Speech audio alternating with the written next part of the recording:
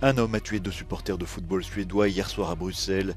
Le suspect a été mortellement blessé lors de son arrestation ce mardi matin. Joe Biden attendu mercredi en Israël pour tenter d'apaiser les risques d'une extension régionale du conflit qui oppose Israël au Hamas. Vaste activité diplomatique pour tenter d'apporter de l'aide humanitaire à Gaza. L'enclave palestinienne est sous blocus depuis les prises d'otages et les tueries du Hamas. L'homme soupçonné d'avoir tué 2 Suédois lors d'une attaque lundi soir à Bruxelles a été mortellement blessé lors de son interpellation par la police dans la capitale belge. Le parquet fédéral a confirmé que l'auteur de la fusillade a été identifié et qu'il est décédé. Selon les autorités belges, mardi matin, la police avait dû ouvrir le feu pour intercepter le suspect lors d'une opération menée dans la commune bruxelloise de Schaerbeek. Terrorism is directed against people everywhere. Perpetrators, they try to instill fear, distrust and division in our free societies. Terrorists must understand that they will never succeed in their intent.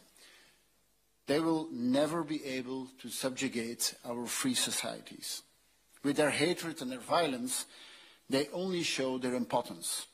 Terrorism will never defeat us.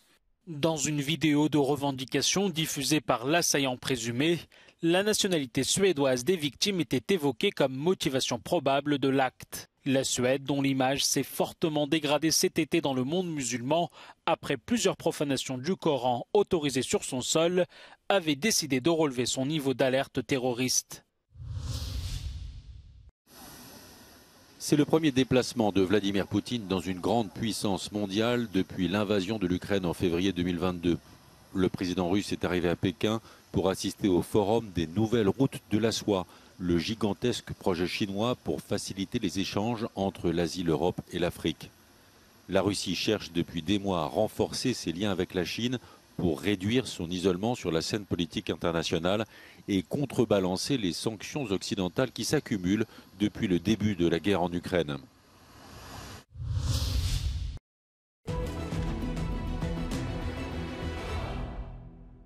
Russian President Vladimir Putin may be trying to temper expectations of significant Russian advances around Avdiivka in Donetsk region. So is the Russian information space, notes the Institute for the Study of War in its latest update. The think tank says Russian bloggers initially reported maximalist and unverifiable claims of Russian advances over 10 kilometers here in this area, likely exaggerated the degree of Russian successes near Avdiivka during the initial offensive operations and expressed optimism for rapid Russian advances. Some of them have since acknowledged difficulties in the Russian advance near Avdiivka and even noted that Russian forces decreased the pace of offensive operations around the settlement. Russian bloggers have also begun to claim that intense and attritional fighting is ongoing around Avdiivka, where Russian forces have yet to make further gains amid a likely decreasing tempo. The Ukrainian General Staff reported that Ukrainian forces repelled more than 15 Russian assaults near Avdiivka, as well as northwest and southwest of the settlement. Now, the Institute for the Study of War has not yet observed a visual confirmation of previous claims of Russian advances in the area or geolocated footage of any other Russian gains. And it states that they are unlikely to make significant breakthroughs or cut off Ukrainian forces in the settlement in the near term, and potential advances at scale would likely require a significant and protracted commitment of personnel and material. L'ONU avertit qu'il ne reste plus que 4 ou 5 jours de vivres dans les magasins de la bande de Gaza. La semaine dernière, le ministre de l'Énergie israélien Israel Katz a prévenu que le blocus serait maintenu tant que les otages du Hamas ne seraient pas libérés. De son côté, la présidente de la Commission européenne, Ursula von der Leyen, a annoncé le lancement d'un pont aérien via l'Égypte pour apporter de l'aide aux civils de Gaza. The Commission has announced to triple humanitarian aid for civilians in Gaza to 75 million euros. And we are launching an EU humanitarian air bridge to Gaza through Egypt. The first 2 flights will start this week. Le chancelier allemand se dit, lui, inquiet d'un embrasement du Proche-Orient et se rend en Israël et en Égypte pour appuyer les efforts de résolution du conflit. Beantwortet im Hinblick auf den späteren Besuch in Ägypten. Es geht eben darum, konstant mit allen im Gespräch zu sein und eine Perspektive zu entwickeln, die solche Eskalation verhindert. Im Übrigen geht es natürlich auch immer um die Frage, wie humanitäre Hilfe organisiert werden kann. À New York, le Conseil de sécurité des Nations Unies a rejeté une résolution proposée par la Russie pour un cessez-le-feu humanitaire entre Israël et le Hamas. La France, les États-Unis, le Japon et le Royaume-Uni s'y sont opposés.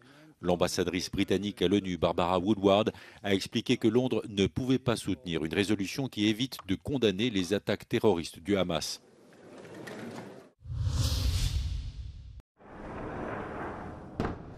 Joe Biden est attendu mercredi en Israël pour exprimer la solidarité des États-Unis après les massacres du Hamas. Le président américain espère aussi réduire les risques d'une extension régionale du conflit au moment où l'Iran menace d'ouvrir d'autres fronts. On Wednesday, President Biden will visit Israel. President Biden will underscore our crystal clear message to any actor, state or non-state, trying to take advantage of this crisis to attack Israel. Don't. Selon l'ONU, en une semaine, 1 million de personnes ont fui le nord de la bande de Gaza. Des centaines de déplacés se massent au point de passage de Rafah, la frontière contrôlée par l'Égypte. De leur côté, les terroristes du Hamas ont diffusé la première vidéo d'une de leurs otages. La jeune femme a 21 ans, elle est franco-israélienne, elle s'appelle Maya Shem. Elle explique avoir été opérée et demande à rentrer chez elle. Le Hamas dit retenir en otage 250 personnes. Israël confirme de son côté l'identité de 199 otages à Gaza. Tsahal dit par ailleurs avoir évacué 500 000 personnes près de la bande de Gaza et une vingtaine de localités du nord du pays, près de la frontière avec le Liban. L'armée israélienne dit également avoir éliminé Oussama al-Massimi, un haut responsable du Hamas qui avait joué un rôle important dans un échange de prisonniers en 2011. Bani Souaila est une petite ville toute proche de Khan Younes, dans le sud de la bande de Gaza. La localité a vu arriver une partie des centaines de milliers de Gazaouis qui ont fui le nord de l'enclave palestinienne. Sur place, les organisations caritatives disent ne pas pouvoir faire face.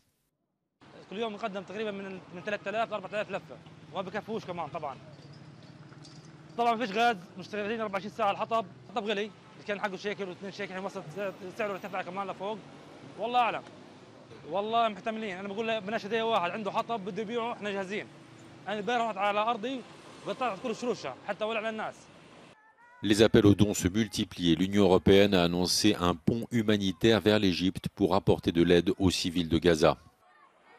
يعني الحقيقة تواجهنا العديد من الصعوبات والمعيقات التي تواجه عملنا من أبرزها الأمن. العدو اليوم يعني يقصف بشكل يعني عشوائي لا يمكن تحديد الأماكن التي يعني يقوم بقصفها. الفرق اليوم تواجه الكثير من المعيقات من ضمنها كذلك نقص الإمدادات الغذائية والأشربة والوقود والماء.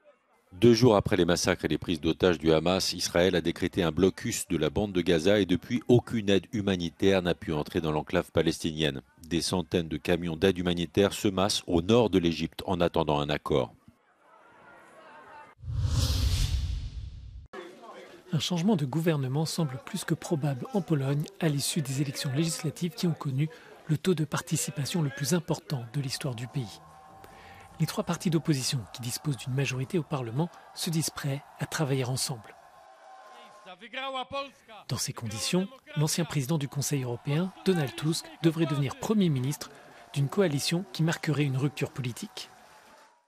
They will definitely try, first of all, to, let's say, get Poland back on the way of democracy. So the judiciary system will be freed, the press will be again free, and of course also rights for minorities will be reinstated. Cette nouvelle direction devrait faciliter les relations avec l'Union européenne après 8 années marquées par des tensions avec le gouvernement ultra-conservateur. I think that very much Poland will be, again, a reliable partner within the European Union. We will definitely try to have better relationships with our neighbors. La nouvelle coalition devrait toutefois suivre certaines voies déjà tracées par Varsovie, mais avec un changement de ton. La Pologne maintiendra son soutien à l'Ukraine. En revanche, la question migratoire devrait continuer à alimenter les difficultés avec l'Union. There are many concerns in the country related to the migration, but also to the security that Tusk has to deal at the domestic level. And we know that also his stances on migration is not necessarily, let's say, positive when we speak about the obligatory relocation mechanism. However, the way how he will present and the way how he will engage constructively with the European decision makers, of course, will be different. Les analystes soulignent aussi que la tâche s'annonce difficile pour Donald Tusk pour former et surtout maintenir en ordre de marche une coalition hétéroclite. There will be internal disputes, I think, but I think they will rather concern internal issues, for example, abortion. So on abortion, of course, every of these three parties is much more flexible and much more open towards accommodating women's rights than the current government, but there are still differences between them, ranging from let us liberalize abortion totally to, okay, let's have some rules and let's work on that, but we cannot, liberalize abortion fully. L'introduction de l'euro pourrait être une autre pomme de discorde. Une des formations de la coalition qui se dessine souhaite rejoindre la monnaie unique quand les autres partenaires sont plus hésitants.